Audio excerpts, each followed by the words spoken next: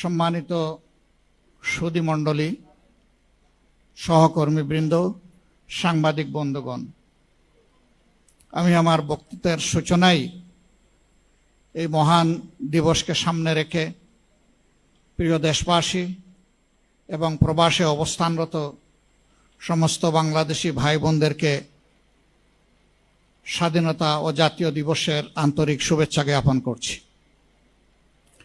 গভীর শ্রদ্ধা নিবেদন করছি ৭১-এর মহান মুক্তিযুদ্ধে বুক চিতিয়ে এই দেশবাসীর অধিকার আদায়ের জন্য যারা লড়াই করেছিলেন, যারা নিহত হয়েছিলেন, আল্লাহ তাদেরকে শহীদ হিসাবে কবুল করুন। যারা আহত পঙ্গুত্ব বরণ করেও হার মানেননি, আল্লাহ তাআলা দুনিয়া এবং আখিরাতে তাদেরকে উচ্চ মর্যাদা দান করুন। প্রিয় দেশবাসী, স্বাধীনতা একটা জাতির কত বড় সম্পদ এটা স্বাধীন জাতি বুঝে না, পরাধীন জাতি এটা বুঝে। আমাদের পূর্বপুরুষেরা ১৯০ বছর যখন স্বাধীনতা হারিয়ে গোলামির জিঞ্জিরে আবদ্ধ ছিলেন, তারা তখন অনুভব করেছিলেন স্বাধীনতা কি জিনিস।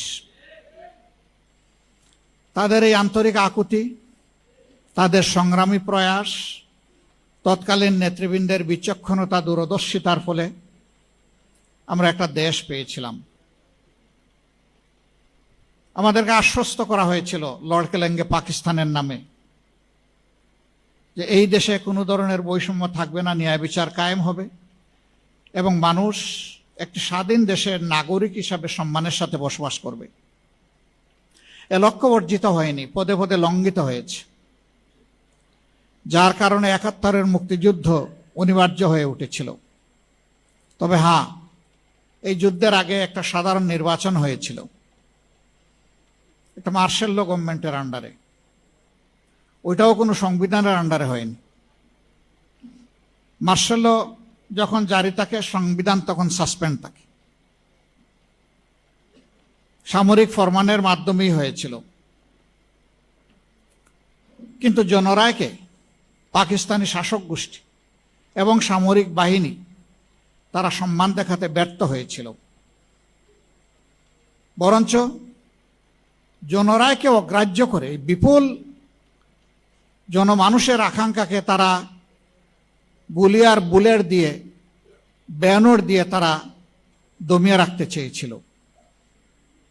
নির্বিচারে মানুষ খুন করেছে, মানুষের ইজ্জত লুণ্ঠন করেছে, সম্পদ ধ্বংস করেছে, দেশকে পোড়ামাটির দেশে পরিণত করেছে। কিন্তু সকল নির্যাতন চালিয়েও মানুষের আকাঙ্ক্ষাতে তারা দমিয়ে রাখতে পারেনি। শেষ পর্যন্ত দেশ স্বাধীন হয়েছে। আরেকবার সেই লড়াকু সমস্ত যোদ্ধাদেরকে অন্তরের অন্তঃস্থল থেকে গভীর কৃতজ্ঞতা জ্ঞাপন করছি, যারা আমাদের জন্য একই মানচিত্রকে স্বাধীনতার মূঢ়কে উপস্থাপন করেছেন, যারা আমাদেরকে একটি সম্মানজনক পতাকা হাতে তুলে দিয়েছে। এই পতাকা এবং মানচিত্রের হাত ধরে বাংলাদেশটা বদলে যাওয়া উচিত ছিল, কিন্তু না, বোতল পরিবর্তন হয়েছে, ভিতরের জিনিস পরিবর্তন হয়নি। এক এক করে ৫৪ বছর বিদায় নিয়েছে। আমরা আগামীকাল ৫৫তম বছর ইনশাল্লাহ পা দেব একটা জাতি হিসাবে। দ্বিতীয় বিশ্বযুদ্ধের পর জাপান কি অবস্থায় ছিল সবাই জানেন, কিন্তু মাত্র ৩ বছরের মাথায় তারা বিশ্বকে চমকে দিল। তারা বিশ্বের সর্ববৃহৎ ইলেকট্রোমেকানিক্যাল ইন্ডাস্ট্রি মিৎসুবিশি চালু করে বিশ্বকে জানাই দিল যে জাপান ঘুমিয়ে পড়ে নাই। সেই জাপান সেখান থেকে বের হয়ে আসতে পারল, বের হয়ে এসে এখন বিশ্বের একটি উন্নত মর্যাদাশীল জাতি হিসাবে নিচেরা দাঁড়াতে পারল। এই অঞ্চল দুইবার স্বাধীনতা অর্জন করার পরেও আমরা কেন পারলাম না? এই না পারার কারণ আমাদের সাধারণ জনগণ নয়। এই না পারার কারণ হচ্ছে নেতৃত্বের ব্যর্থতা, লোভ, অদূরদর্শিতা এবং সীমাহীন দুর্নীতি। দুর্নীতি শুধু টাকা পয়সা হাত লাগলে হয় না, হ্যাঁ এটাও দুর্নীতি, সবচেয়ে বড় দুর্নীতি হচ্ছে মানুষের অধিকার হরণ করা, অযোগ্য লোকদেরকে যোগ্য জায়গায় বসিয়ে দেওয়া, যোগ্যতা সম্পন্ন লোকদেরকে অপমান করে তাড়িয়ে দেওয়া, এটি হচ্ছে সবচেয়ে বড় দুর্নীতি। দুর্নীতির এই বিষ বাষ্প যতক্ষণ পর্যন্ত সমাজ থেকে বিদায় না নেবে, আমাদের সমাজ স্বাধীনতার কাঙ্ক্ষিত সুফল ভোগ করতে পারবে না। এরপরে তার মুখেই শুনলেন, আমি বলার পরে তো হইচই পড়ে গেছিল। আমি বলেছি যে তিনি বিদ্রোহ করেছেন, বেওকুফরা বুঝেছে তিনি স্বাধীনতা ঘোষণা করেছেন। এইটা নিয়ে কি যে হইচই। তিনি অবশ্য বলেছেন অনেক সময় এরা ইংলিশটা বুঝে না, উনি ঢাকা বিশ্ববিদ্যালয়ের ইংরেজি শিক্ষকদেরকে রেফার করেছেন। এরপরে তিনি বলেছেন যে না, আমার কাছে এগুলা সংরক্ষিত আছে, পয়সাও লাগবে না, আমি দেখাই দিব, চলে আসো আমার বাড়ি। জানবে না, বুঝবে না, তার আগে চায়ের কাপে ঝড় তুলবে। কেন তুলে জানেন? মূল ইস্যুকে চাপা দেওয়ার জন্য তুলে। দেখেন না, সম্প্রতি একটা ঘটনা, আমাদের এই ঈদ উপলক্ষে আমরা একটা রিসেপশনের আয়োজন করেছিলাম। বিদেশি কূটনীতিবিদরা এবং আমাদের বন্ধুরা এখানে এসেছিলেন। ঈদের দিনটা মানুষ একটু খোলা মনে সবার সাথে মিশে, আমি একটু মিশেছি। হায় রে আল্লাহ, এটা নিয়ে কি যে অবস্থা। নবীজি এটা করেছেন রে ভাই, তিনি তার প্রিয়তম সাহাবীর সাথে এটা করেছেন। এটা তো আমার নবীর প্রিয় সুন্নত। আমি তো আমার নবীর প্রত্যেকটা সুন্নতকে ভালোবাসি। কে কি বললো না বললো এগুলার পাত্তাই আমি দেই না। তুমি বলতেই থাকো, আমি করতেই থাকবো। হ্যাঁ, মানুষ হিসাবে যদি ভুল করি অনুতপ্ত হব, ক্ষমা চাইব, কোনো অসুবিধা নাই। কিন্তু আমার শুদ্ধ কাজটাকে ভুল হিসাবে চালিয়ে দিবা আর মনে করবা নিজেই শুধু জ্ঞানী, আর সবাই চোখ বন্ধ করে অথবা উট পাখির মতো ঠোঁট বালিতে ডুবকে বসে আছে, এটা মনে করবা না। দুনিয়া এখন বড় চালাক। তুমি যে রাস্তা দিয়ে হাঁটো, ওই রাস্তা অবজার্ভ করার জন্য তোমার রাস্তায় শত সার্চ লাইট বসে আছে। থাকো। আমাকে একদিন একজন বিখ্যাত সাংবাদিক জিজ্ঞেস করলেন যে আপনাদের নিয়ে এত নাড়াচাড়া করে কেন? আমি বললাম খুব ভালোবাসে তো, এই জন্য কসলায় আমাদের ভালো কথাটাকে টুইস্ট করে অন্যভাবে উপস্থাপন করে। একটা কথা এক লাইনে সব বলা যায় না, হয়তো 3টা লাইন বললাম, ওর পছন্দ হয়েছে আমাকে ঘায়েল করার জন্য একটা লাইট পোস্টিং দেবো, ওইটাকেই ফটোকার্ড বানিয়ে ছেড়ে দিল, বাকি 2 লাইনের খবর নাই। ভাই, এগুলা তো ভালো জিনিস না। আমরা জানি আমাদের সাংবাদিক বন্ধুরা এগুলা করতে চান না, তাদেরকে করানো হয়, করতে বাধ্য করা হয়। এত রক্ত,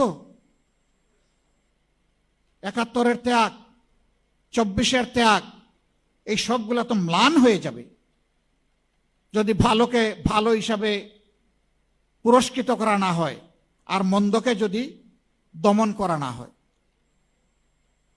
আমরা কি দেখছি? আমরা দেখছি পরিবর্তিত বাংলাদেশ।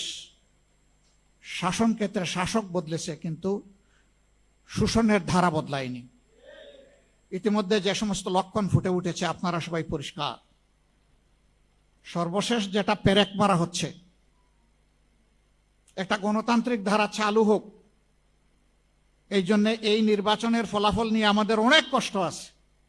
সব কষ্ট চেপে আমরা বলেছি আমাদের দেশটা গণতান্ত্রিক ট্রেন হিসাবে রেল লাইনের উপরে উঠুক, চলুক, সামনের দিকে চলুক, আস্তে আস্তে ঠিক হয়ে যাবে। তো উঠায় দিলাম। এই উঠায় দেওয়ার পরে এখানে প্রশাসক, ওখানে প্রশাসক, ওখানে প্রশাসক, এটা কি? এটা তো সংবিধান বিরোধী। পরিষ্কার আপনি সংবিধানের কথা বলতেছেন, ওই সংবিধানেই তো লেখা আছে স্থানীয় সরকারের সকল স্থলে একমাত্র নির্বাচিত প্রতিনিধিরাই তারা দায়িত্ব পালন করবেন। তো এদেরকে কে নির্বাচন করলো? এরা দলীয় আনুগত্যের ভিত্তিতে বিভিন্ন জায়গায় লোকদেরকে বসিয়ে দেওয়া হচ্ছে, জাতির গাড়ে চাপিয়ে দেওয়া হচ্ছে। আমরা এগুলা মানি না। আপনি সংবিধানের এক অংশ মানবেন, আর এক অংশ মানেন না, ভারী মজা। একটা অর্ডারের ভিত্তিতে 2টা বুট একই দিনে হয়েছে। আপনি গোশত মানেন কিন্তু জুল খাইতে রাজি না। একই তরকারি একই বাসনে পাকানো হয়েছে, গোশতটা খেয়ে নিলেন, বলতেছেন জুলটা হারাম। তো ওই গোশত তো জুলের ভিতরে পাকানো হয়েছে, তাইলে এই গোশত হালাল হয় কিভাবে? ওইটাও হারাম।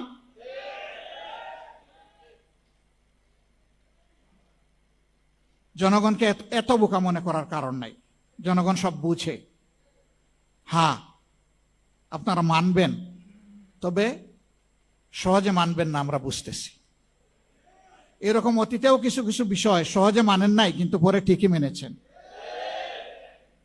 আমরা নিজের জন্য, কোনো দলের জন্য এই কাঠামোগত পরিবর্তন আমরা চাচ্ছি না, সংস্কার চাচ্ছি না। আমরা 18 কোটি মানুষের জন্য চাই।